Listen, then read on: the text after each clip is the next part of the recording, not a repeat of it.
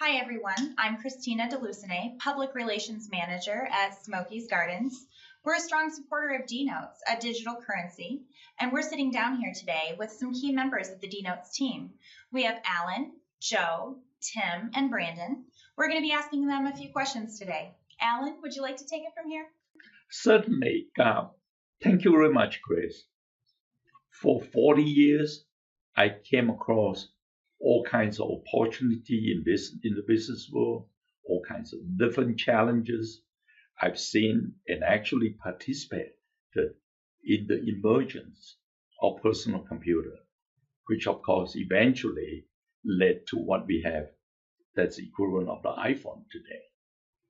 And I certainly believe that because of the creation of personal computer and eventually being widely accepted by all kinds of people around the world, it makes the internet a great success.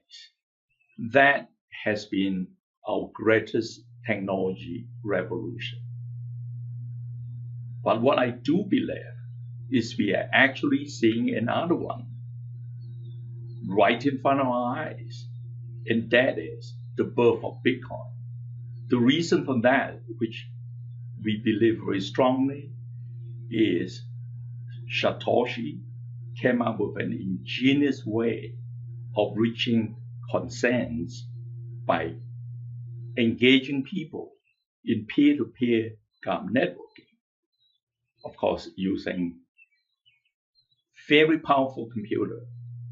The whole idea of a decentralized system in which you can transfer asset without having to go through a third party and pay a high fee for that, such as the bank, the clearinghouse, and whatever. This could be world changing in terms of what we can do with this technology. In fact, we are already seeing that there's been an explosion as far as blockchain technology essentially is taking basic concept of database management and be able to turn it into immutable record, meaning that once it's been confirmed and recorded, no one can change it, no one can delete it, and it's timestamped. Okay, it's because of all that at the time when my good friend Joe mentioned to me, have you heard of Bitcoin? That was in 2013. I mean, I said, yeah, but I wouldn't touch it with a 10-foot pole. There are all kinds of scumbag involved in it. He said, well, would you at least look into it? I said, okay, Joe, I owe you that much. So I ended up doing some research on that. So Joe's the one that got you involved. Absolutely. If it's not because of all the I would have thought it was the other way around.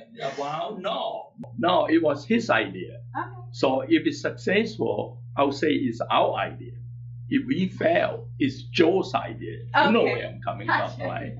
But anyway, it's partly because of that, I started researching it. And then I finally realized, because I've been there before, I was involved with Dolphin technology, the creator of the Dolphin DTR.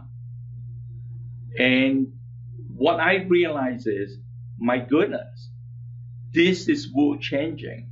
This is an ingenious way of being able to connect more and more people in a global basis and be able to engage them and be able to educate them, and one day even involve them in global commerce. The fact that anyone, anywhere, just with a cell phone or any computer that's connected to the internet, you can transfer any asset of value. You can transfer record, okay? You can transfer document. You can attach all kinds of communication. And you can even use the blockchain technology and smart contract to be able to transfer family wealth to the next generation or anyone of your choosing, and have all the specified condition, date, and so on. I think that's basically what really hooked me into it. Is we all wanted to change the world in the way we can, but this could ultimately become the most viable way of reaching out to anyone globally. So am I understanding correctly that the blockchain is not only used for the digital currency, it can be used for other things as well? So other companies in other industries are using the blockchain in other ways. If I may, Yeah. the blockchain is one small component of the consensus system that Satoshi Nakamoto developed, and the banks have tried to isolate that distributed ledger from the currency itself, which in my opinion is a big mistake. But anyways, continue on, please, Owen. Yeah, I think that is absolutely correct. Okay. If you want to just identify the three main component of this technology, the most commonly known today by demand is the blockchain technology. But the blockchain technology itself also make it possible using the consensus system to allow the creation of currency, okay, of digital asset. So the creation of the currency, the governance of the creation of the currency would be the second most important component. The third being the blockchain is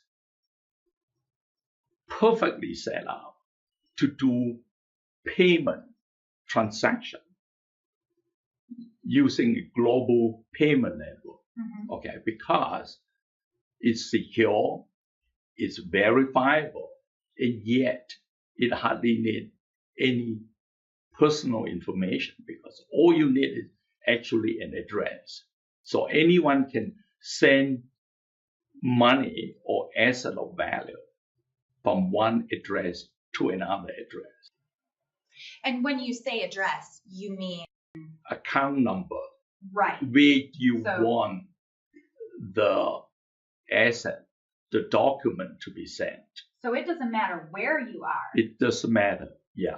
And the cost is nearly at zero, which is probably part of the reason that the banking and financial industry are somewhat concerned about it. Because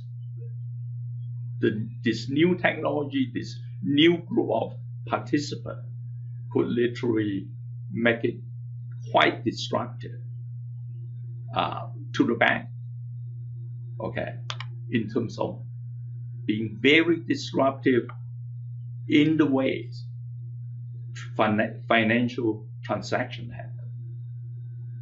I think we are already seeing that. So instead of going from point A to B to C to D to E, you're going from point A straight to E. That's correct. With bypassing all the other steps needed to make a transaction. Yeah, that is absolutely correct. I'm sure Tim would have more to add to that. Well, that would especially be the case as it is in international money transfers. So one of the big resistances that we have to adoption of this new technology, especially in the banking system, is a lot of smaller banks especially don't have accounts held at other banks whereby they can just transfer well, the way banking normally works is you'll have a nostro account. So each bank has a relationship with many other banks. So if I send you money and you're with another bank, your bank will, if I send you the money, your bank will then put money into an account owned by my bank that's stored at their bank, so to speak, and then at night time they will settle the balances with one another. And then there's also central banks that come into it. It's a very complex model. And everybody wants a piece of that pie. Well, yeah, there's a lot of money to be made. Yeah. Yeah, definitely. But one of the problems that we have is very small banks don't normally have these relationships with other banks. So if you're with a small bank and you're trying to send money to another bank, you might have to go through a big long phase over several days of sending money to one bank, then sends it to the next bank, and then to the next bank after that. And you're clipping a small fee along each of those steps, and it might take one night for it to clear on each of those occasions. So you've got small banks that are making a lot of money and they're reliant upon this very slow process, which is bad for the consumer because it ties up their money that they could be using for other purposes. So if you're a business and you need to pay for goods and services, you need them very quickly, and I'm trying to buy whatever. Well, it might take 3 days for that money to clear, and I need that stuff as soon as possible. Yeah. And that merchant is not going to send me those goods until they've had that payment settled. And it's so frustrating. And that could delay me earning money by, say, an extra 3 days. So if I could have my goods 3 days earlier than otherwise for international deliveries, then, well, who knows how much more business activity I could generate. And that's kind of good for everyone except maybe a whole lot of banks who are going to be missing out on clipping transaction fees all the way along the way. So, it speeds things up. The cost is minimal. And, yeah, it is very disruptive to the banking system. So it's more efficient, more cost effective. More secure. Many other advantages. You definitely can't delete the record or anything, but as Brandon was saying earlier, a lot of the banks are trying to separate the blockchain itself from the currency, which in our opinion is the most beneficial purpose that it could have. So that's what we're focusing on, is to create a new sort of privately issued digital currency with an equitable distribution model. So everyone that's participating in it benefits equally when new currency units are minted.